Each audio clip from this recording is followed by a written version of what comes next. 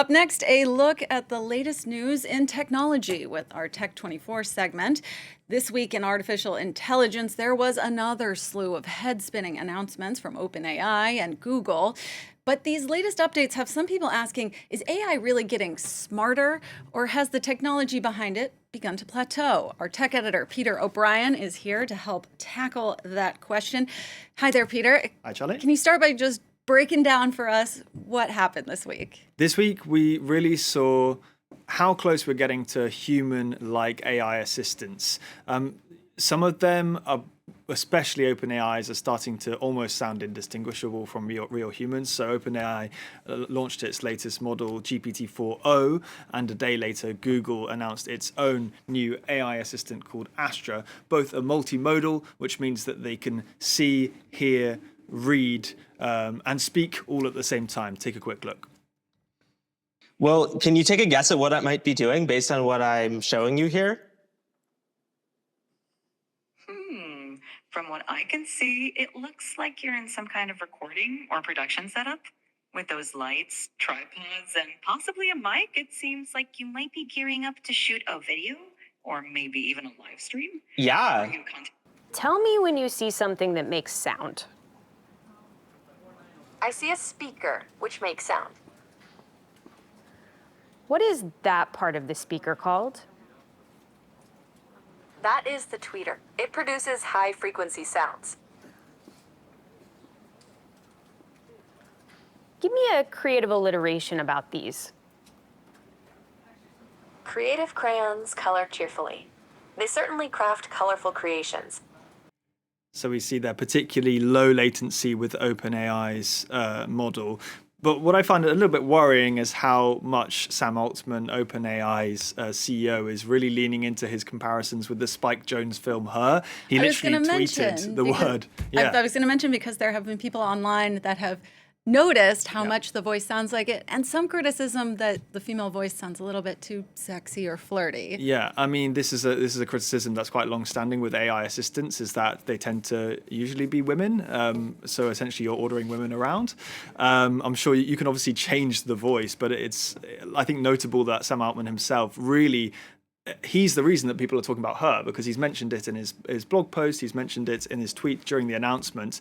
You have to ask yourself whether a film about a lonely, desperate man falling in love with an AI assistant is really what the world's leading AI company should be aspiring to. Yeah, definitely. Lots of questions there.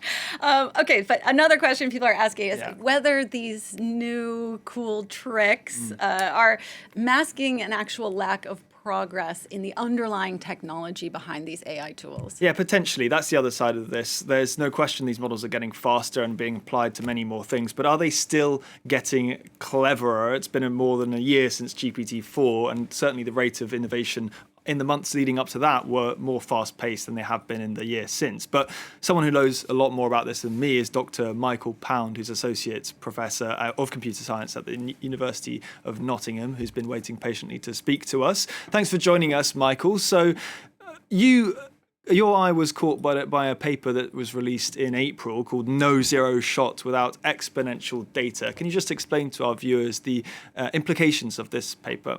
Yeah, I mean, I was attracted by the catchy title, right? So the work is basically suggesting that the way that these models perform really, really well is actually just a side effect, essentially, of the massive training data that we give them.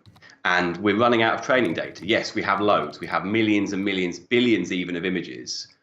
But we can't continue to produce billions of images at the rate at which we can train these models. And so we may start to find as we go forward that they get better, but slower than they are now. And what they do now is kind of what we're going to be seeing as a standard for a few years to come.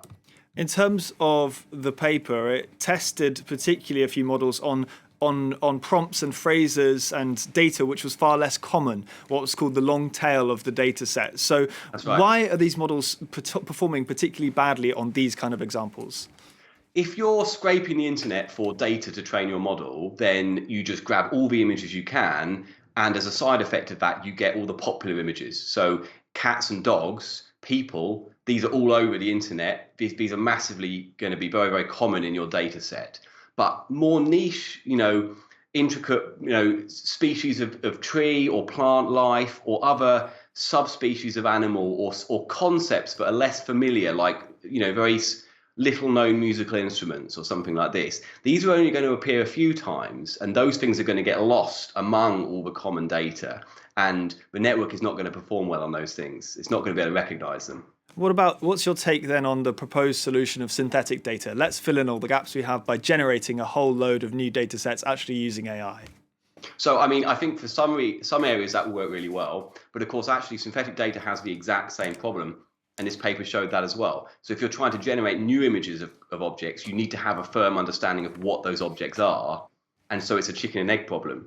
We need some data to get the process started. So I think data collection is going to be a real hurdle.